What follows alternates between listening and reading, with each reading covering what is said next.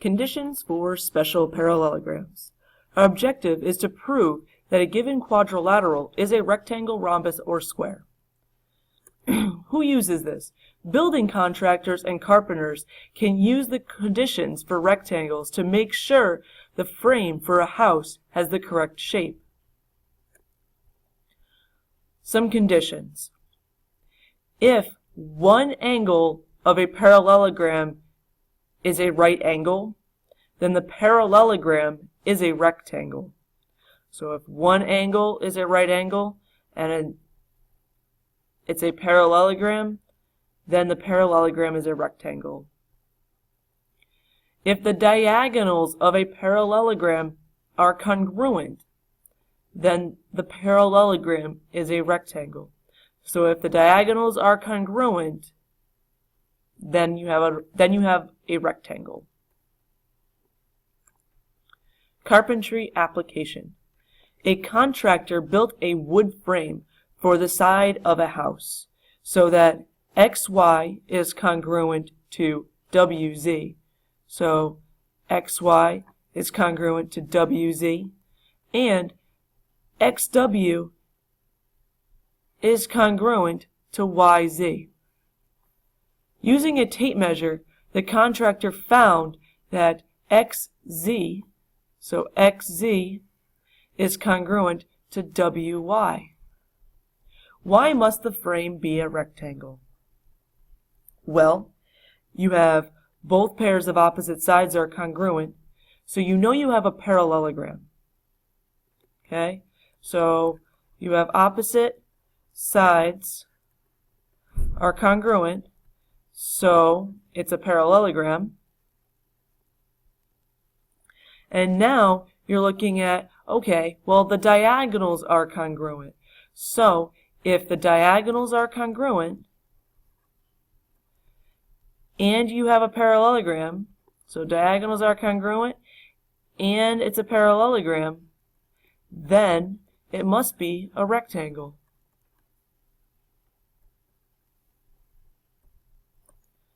A few more conditions. If one pair of consecutive sides of the parallelogram are congruent, then the parallelogram is a rhombus. So consecutive, one right after the other, so the ones that are like next to each other right here, if they are congruent and you've got a parallelogram, then you know it's a rhombus. And next, we have if the diagonals of a parallelogram are perpendicular, then the parallelogram is a rhombus. So if you've got something that's a parallelogram, and then on the inside these diagonals, they are perpendicular to each other, then you've got a rhombus. And if one diagonal of a parallelogram bisects a pair of opposite angles, then the parallelogram is a rhombus. So one diagonal inside this parallelogram bisected the opposite angles here, so therefore it's a rhombus. Let's try a proof.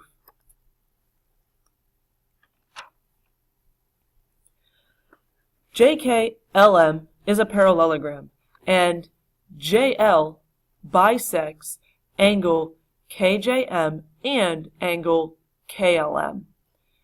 Is JKLM a rhombus? Let's prove it.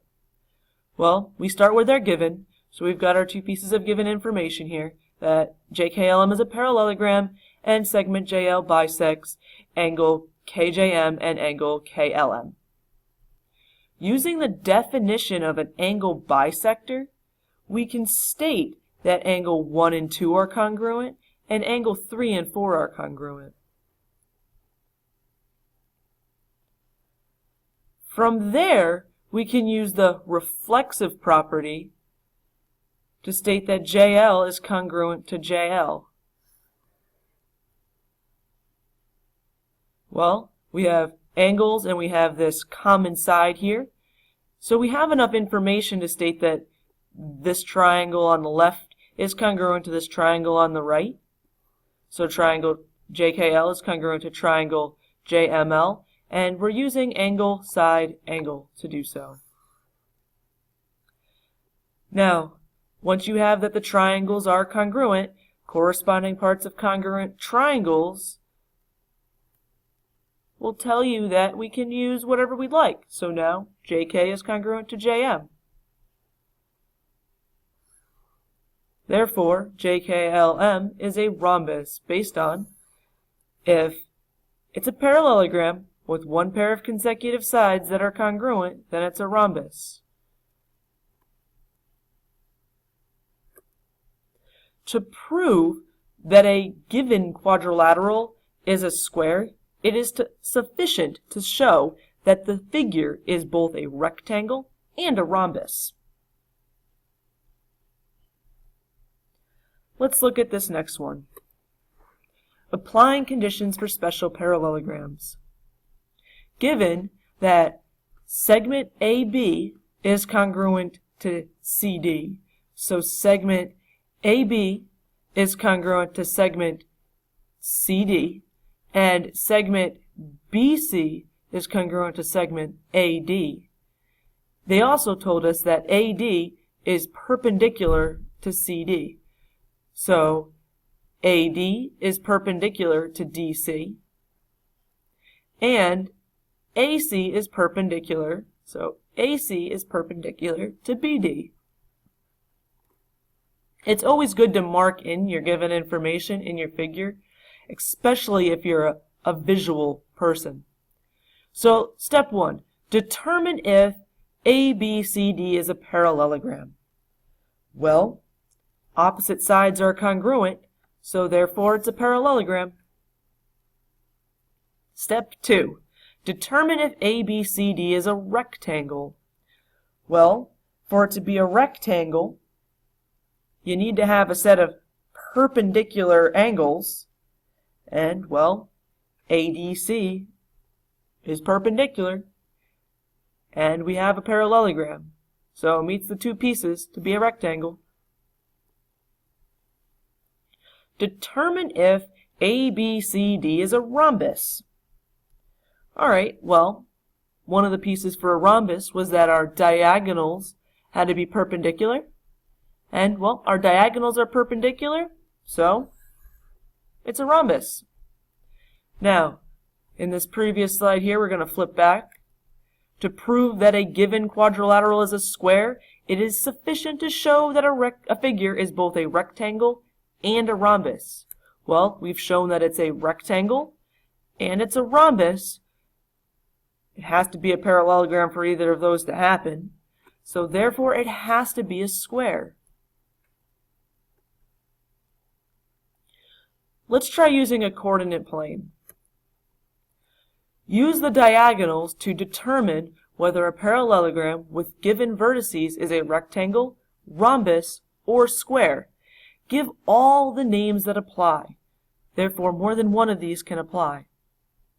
Take a moment and try to figure out whether it's a rectangle, a rhombus, or a square.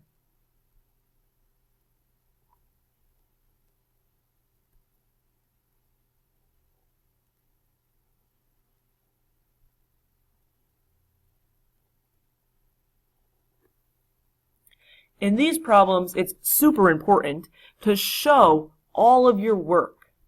Showing your work is what is essentially using the diagonals to prove that you've got yourself a rectangle or a rhombus, rectangle and a rhombus, and a square. Just stating one or two or three of those names is not sufficient enough work. Step 1. Graph parallelogram A, B, C, D. Well, that was kind of done for us on the right-hand side, so we're able to skip down to step 2. On a lot of your practice problems, you will have to go through and graph parallelogram A, B, C, D, or whichever parallelogram they state. So we're going to start with step 2. Determine if A, B, C, D is a rectangle. Well, for it to be a rectangle, your diagonals have to be congruent. Let's see if this happens. Well, we'll start with AC. So, Congruent, we want length, so that means we are going to use the distance formula.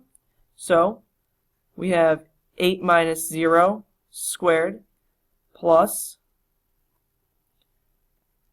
6 minus 2 squared. So we have 8 squared plus 4 squared, which then leaves us with the square root of 80. And now we need BD. So BD, we've got the square root of 5 minus 3 squared plus 2 minus 6 squared. And this leaves us with, well, we've got 5 minus 3 is 2 squared, and then we have negative 4 squared, so that gives us the square root of 20.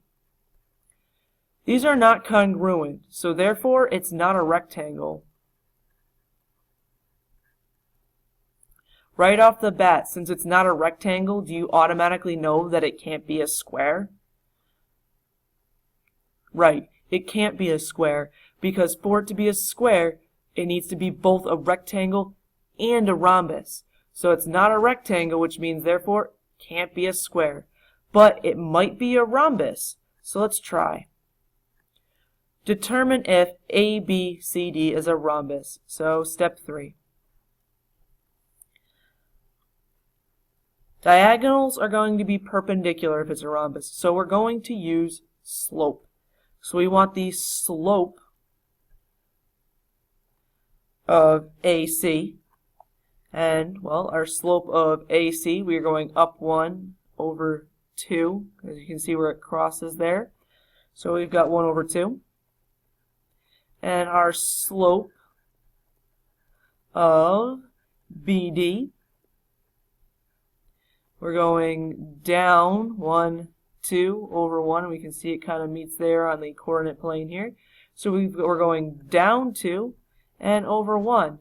Well, they are opposite reciprocals, so opposite in terms of positive and negative, and then we reciprocated, so we flipped our fraction upside down. So therefore, yes, it's a rhombus.